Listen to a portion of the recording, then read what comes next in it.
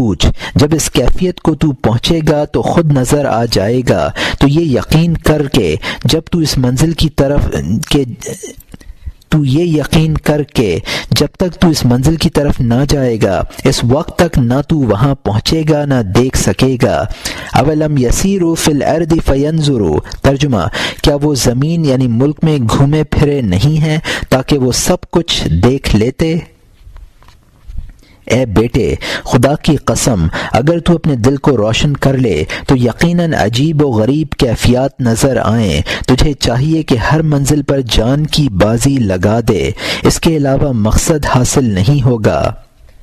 حضرت ذوالنون مصری رحمۃ اللہ علیہ نے اپنے شاگردوں میں سے ایک شاگرد سے کتنی اچھی بات کہی ہے، ان قدرت علی بذل الروح فتعالی والا تشتغل بنزہات صوفیت وقال، ترجمہ، اگر اس راہ میں جان کی بازی لگانے کی ہمت ہے تو آ جا، قدم رکھ، ورنہ محض صوفیوں کی خوشکن باتوں میں مت آ۔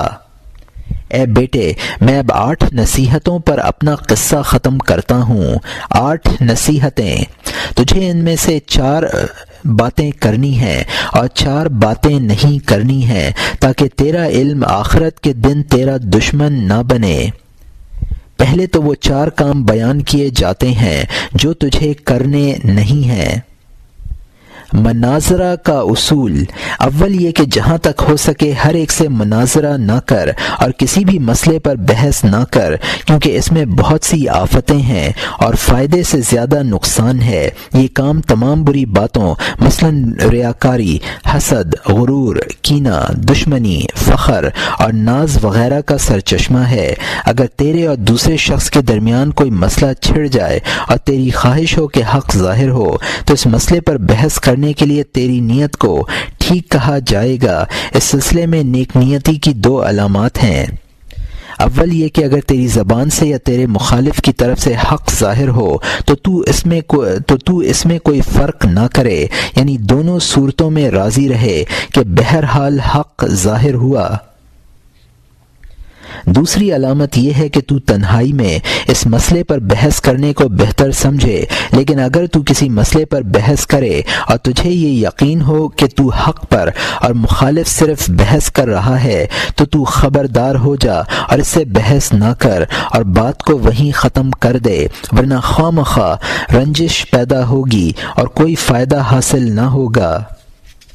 یہاں میں ایک فائدہ بیان کرتا ہوں، تجھے معلوم ہو کہ مسائل کے بارے میں سوال کرنا ایسا ہے کہ گویا دل کے طبیب کے سامنے دل کی بیماری اور اس کے اسباب بیان کرنا، نیز اس طبیب کی طرف سے دل کی بیماری کی شفا کے لیے کوشش کرنا ایسا ہے جیسا اس مسئلے کا جواب دینا۔ تجھے یقین ہونا چاہیے کہ جاہل لوگ ایسے مریضوں کی مانند ہیں جن کے دلوں میں مرض ہے، اور عالم طبیبوں اور حکیموں کی مانند ہیں، ناقص علم طبابت کے لائق نہیں، اور کامل عالم بیماری کا علاج کر سکتا ہے، نیز بیماری کے اسباب بھی معلوم کر سکتا ہے۔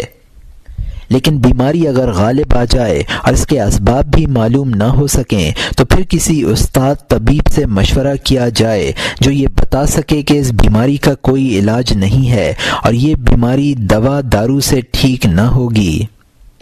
اس قسم کی لا علاج بیماری کے علاج میں مشغول رہنا وقت ضائع کرنے کے مترادف ہوگا۔ اب تو سمجھ کہ مریض کی اقسام، جاہل مریض 4 قسم کے ہوتے ہیں اور ان 4 میں سے ایک کا علاج ممکن ہے، باقی 3 لا علاج ہیں۔ پہلا بیمار وہ ہے جو حسد کی وجہ سے سوال پوچھے یا اعتراض کرے۔ حسد ایک ایسی مہلک بیماری ہے جس کا علاج نہیں ہے۔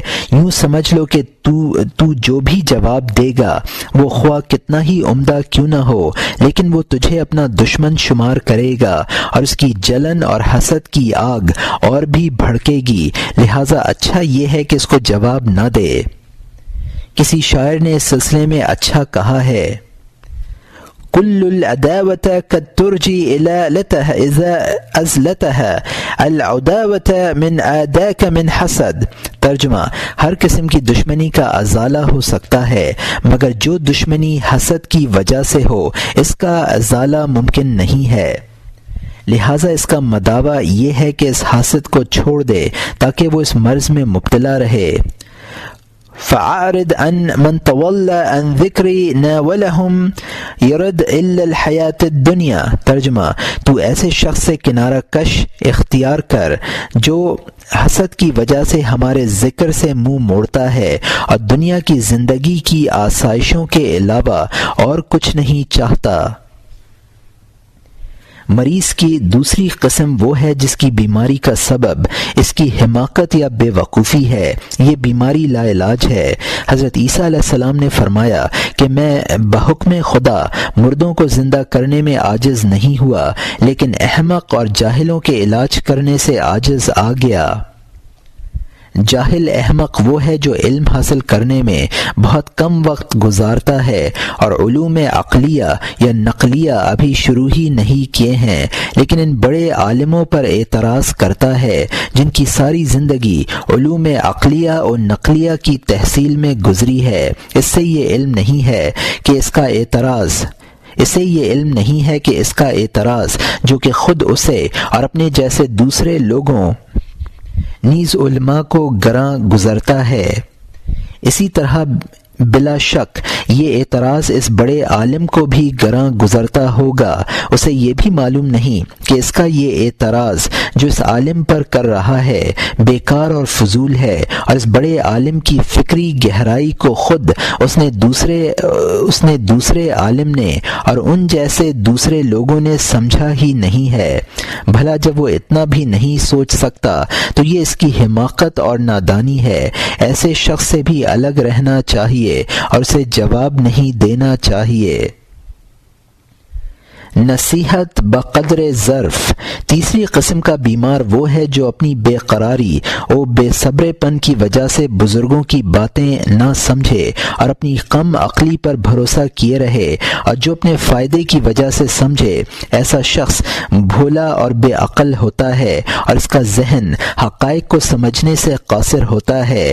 ایسے شخص کو بھی جواب دینا ضروری نہیں، کیونکہ رسول اللہ صلی اللہ علیہ وسلم نے فرمایا، نحن معاشر الانبیاء امرنا ان نتکلم الناس على قدر عقولهم۔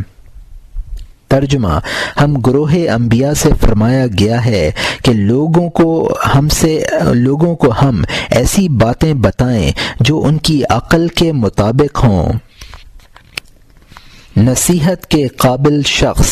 چوتھی قسم کا بیمار وہ ہے جو صراط مستقیم کا طالب ہو، فرما بردار ہو، ذکی اور ذہین ہو، اور اس میں غصہ، نفس پرستی، حسد اور دولت و جاہ کی خواہش نہ ہو۔ لہٰذا ایسا شخص جو کہ راہ حق اور صحیح طریقے کا متلاشی ہو اور جو سوال پوچھے یا اعتراض کرے وہ حسد کی وجہ سے یا عیب جوئی کی خاطر یا امتحان لینے کی غرض سے نہ کرے، ایسا ہی شخص وہ مریض ہے جس کا علاج کیا جا سکتا ہے۔ چنانچہ اگر اس شخص کے سوال کا جواب دینا نہ صرف جائز بلکہ واجب ہے۔